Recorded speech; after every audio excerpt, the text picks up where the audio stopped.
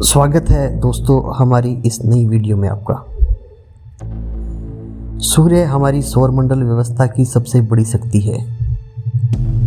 Thermonuclear विस्फोटों की एक ऐसी विशाल भट्टी जिसमें हर पल ऊर्जा के भयानक विस्फोट होते हैं और भार में माउंट एवरेस्ट जितनी ऊर्जा हर सेकंड सूर्य से निकलकर ब्रह्मांड में फैल जाती है।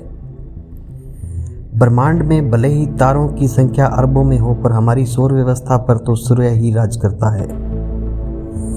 एक विशाल आकार का दैत्य गोला जो हाइड्रोजन और हीलियम से बना है और जिसका प्लाज्मा पदार्थ लाखों की डिग्री में उबलता रहता है।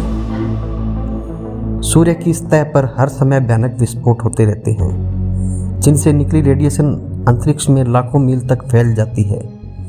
हमारा सूर्य अपनी सतह के पीले रंग और छोटे आकार की वजह से पीले बौने तारे की श्रेणी में आता है, पर सूर्य का छोटा आकार केवल ब्रह्मांड के दूसरे तारों के मुकाबले ही छोटा है।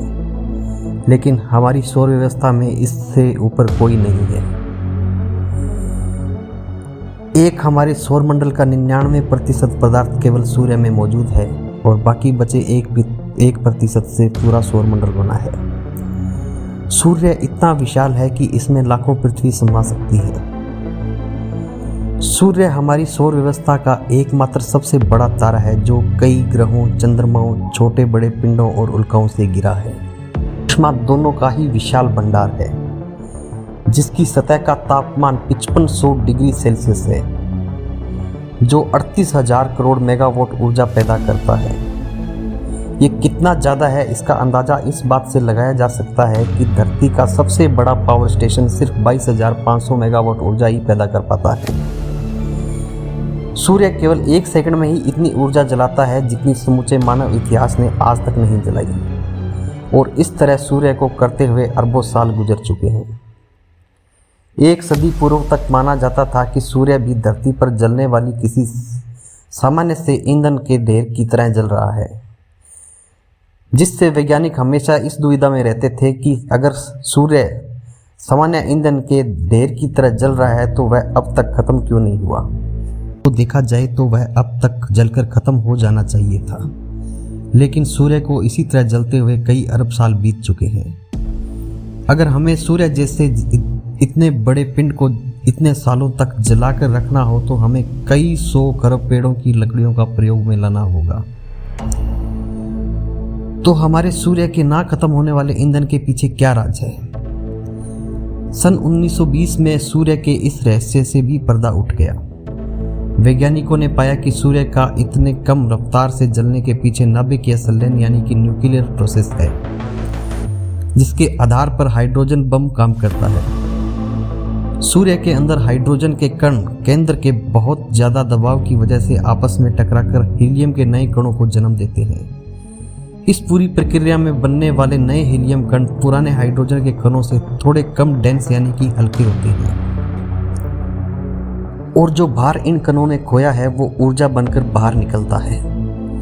इस तरह से सूर्य के अंदर हर सेकंड 60 crore metric ton hydrogen 59.5 crore metric ton helium में बदलती रहती है, और बाकी बची 50 लाख टन हाइड्रोजन ऊर्जा में बदल जाती है, जो कि 1 मेगाटन हाइड्रोजन बम के बराबर है। सूर्य इतनी ऊर्जा केवल 1 सेकंड में जलाता है।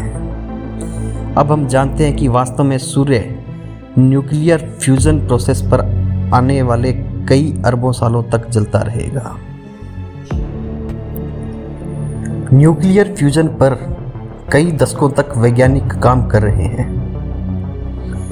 ये एक ऐसी ताकत है जिसे अगर कंट्रोल कर लिया जाए तो मानव जाति अगले कई करोड़ सालों तक ना खत्म होने वाले ऊर्जा के भंडार बना सकती है।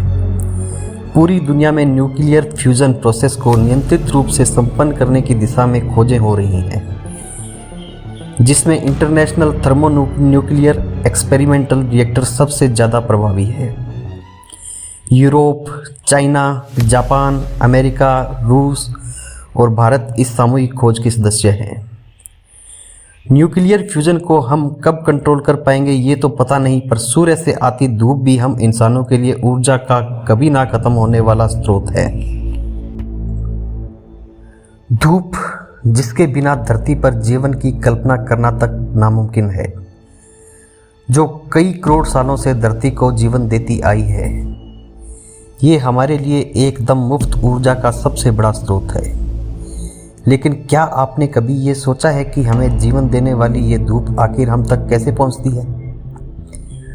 सूर्य की रोशनी के धरती तक आने के पीछे एक बेहद दिलचस्प कहानी छुपी है। सूर्य की कोर यानी केंद्र में हो रहे न्यूक्लियर फ्यूजन में बन रही ऊर्जा ऊष्मा और रोशनी के कणों के रूप में बाहर निकलती है, जिन्हें हम फोटॉन्स भी कहते हैं। इन फोटॉन्स को धरती पर आने के लिए एक बेहद लंबा सफर तय करना पड़ता है। इसमें इन्हें 1,70,000 साल लगते हैं। सूर्य इतना विशाल है कि उसके केंद्र में बन रही ऊर्जा, जो कि उसकी सतह तक आने में ही इतना लंबा समय लगता है। यानी जो धूप हम अभी ले रहे हैं उसको बनने की शुरुआत 1,70,000 साल पहले हुई थी, और सतह पर आने के बाद ये धूप सिर्फ 8 मिनट में हमारे पास पहुंच जाती है। दोस्तों, आज के एपिसोड में बस इतना ही। अगर आपको वीडियो पसंद आया हो तो मेरे चैनल को सब्सक्राइब ज़रूर करें और वीडियो को लाइक करें।